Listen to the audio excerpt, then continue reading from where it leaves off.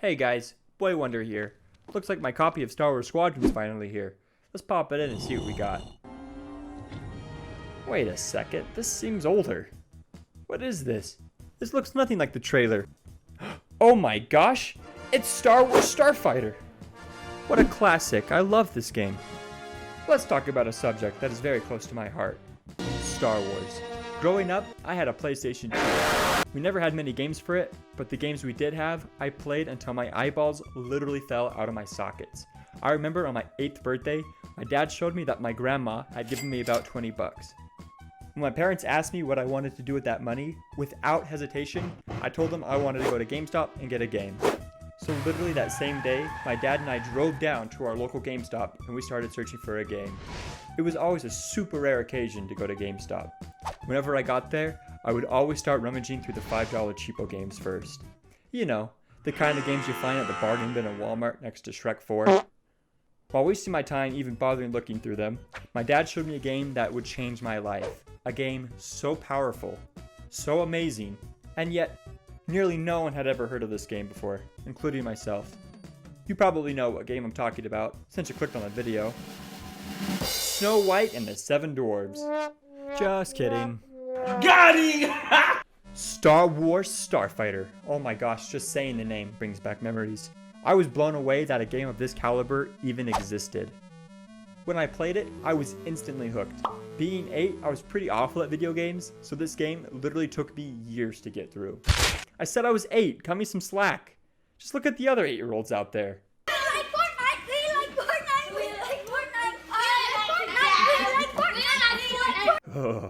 But yeah, I literally loved everything about this game. The gameplay, the story. But as you know, time went on, and like any game, I played it less and less until one day I was browsing Steam, and there it was, waiting to be reunited.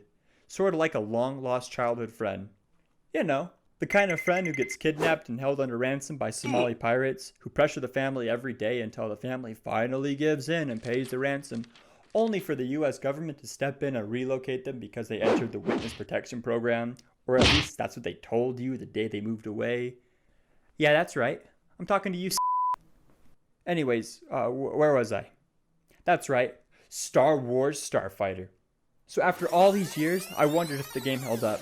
We don't take out that big pussy, the rescue ships will get...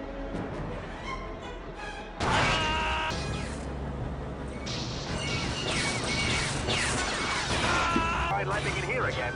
Copy that. Everyone make sure to keep the Inferno turret. They're still loading landers for the invasion.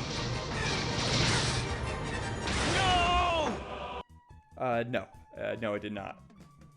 So let's talk about the story a little bit. The game's story follows Reyes Dalos, a member of the Naboo Royal Space Force, who is tasked to escort the Queen of Naboo with his trainer Asara Till. The Queen is planning on meeting with the Trade Federation officials. They suddenly discover that the meeting is a trap. It's a trap! After fighting off the Trade Federation and hired mercenaries, you tail down who you believe is the last bad guy and everything seems fine. When literally out of the blue, a random spaceship kills your trainer and leaves you stranded. You wake up to find this thing, a Toydarian named Reddy. Or, as the game would put it, the comic relief. And he's not one of those characters that just tells jokes. He just talks funny, because that's what comedy is. Also, let's just take a moment and pause here for a second. Am I the only one seeing this? Hey, howdy, hey, that's quite a pair of teeth you got there. Like, seriously, look at those. I could probably fit an entire knuckle in there. From here, the game switches point of view to one of the hired mercenaries who was employed by the Trade Federation named Mana Sage. But we find out that she was laid off for undisclosed reasons. No, like seriously, you do this mission where you help the Trade Federation test out a new ship they have. You do a really good job and they're just like, oh, okay, thanks, you're fired. And as per the terms in section 23E paragraph 5, we reserve the right to terminate your employment with force. You know, it almost sounded like he enjoyed that just a little too much. So after finding out that she doesn't get severance, she follows a Trade Federation ship to a nearby planet and discovers a droid factory. Doing one of the most sensible things she knows how, she blows it up. Of course you blow it up. You always gotta blow things up. You know, It's just a Star Wars game we're talking about. Gotta blow something up. After Vanna leaves the planet, she goes to her hideout and, surprise, it's another trap. It's a trap! For the record, that hurts me more than it does you. Here we get to meet Nim, who's actually a space pirate. While holding Vanna at gunpoint, he demands for her to return his stolen ship. As he attempts to kill her, she buys him off with some useful information. Vanna tells Nim about another factory she found. So, Nim, doing the most pirate thing possible, locks Vanna up, then goes to plunder the droid factory. That's about as pirate as it gets if you ask me. You are a pirate! While en route to the droid factory, Nim comes across a convoy with a bunch of precious cargo. So they raid that instead. This pisses off the Federation quite a bit, and they end up raiding Nim's base. After getting overrun, Nim decides to go back and free Vanna, but before he could do that, Reddy and Reyes get there first. They free her and figure out that the Trade Federation is planning an assault against Naboo, just in time for Nim to return. Together they form a crew. After that, they raid the Trade Federation a whole bunch of times and defend a military base on Naboo.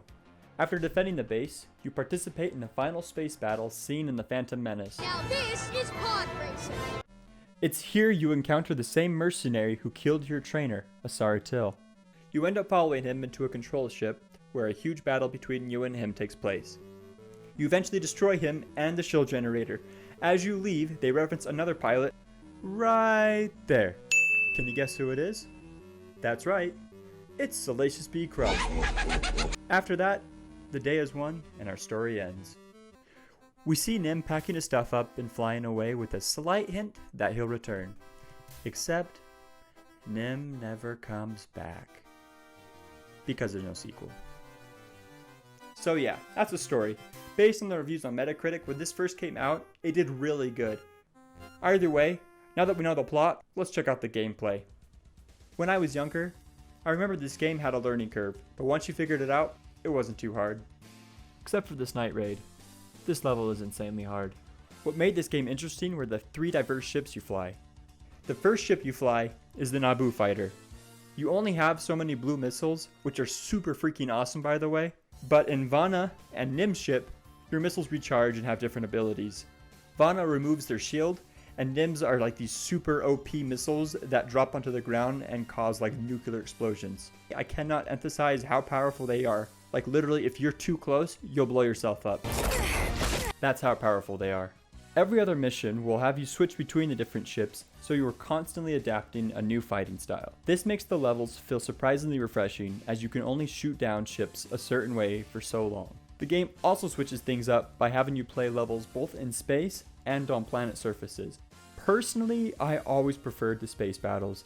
It felt like you had more freedom to fly around, and it always had this sort of Star Wars touch to them. Whereas the surface missions felt more confined, kind as if you were being forced to stay there. Generally, these maps were pretty small, so it didn't feel like there was ever much to do. So far, everything sounds pretty good, right? Well, in every apartment, there's a cockroach. This game happens to have 2 cockroaches in the form of 2 very specific levels: the Naboo Night Raid and the final boss. These levels are literally impossible. When playing this again, I was even using a joystick and it still kicked my butt. I remember when I was little, I spent weeks on this stupid Naboo raid. I would wake up at like 5 or 6 every morning and try my best with no progression. In both these missions, you had to fly through these itty bitty tiny spaces while getting shot at. And every time you get hit, it's like you're physically being punched in the mouth. Are you witnessing this footage? It is literally impossible to aim close quarters. See, but the night raid I could finish. I beat that. The last level, you do all that while fighting a boss.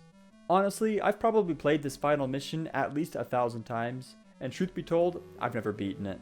I had to look it up on YouTube to see what the ending was. Call me bad at this game, but I seriously had such a hard time with this last level. Even on easy! You're probably thinking, boy wonder, just use cheats. But I could never bring myself to do that. It just felt wrong. But only with this specific game. I honestly couldn't give you a legit reason as to why. All things aside, I actually really love this game. Part of me doesn't even want to finish it just so I can keep the journey going forever. This game is a part of me. It's what made my childhood so amazing, and I couldn't be more grateful for it. And there you have it. That's Star Wars StarFighter. Thank you so much for watching, you guys. This video took me literally forever to make, and I love how it turned out. Please leave a like and a comment if you like this video. It helps support the channel a ton. Boy Wonder out.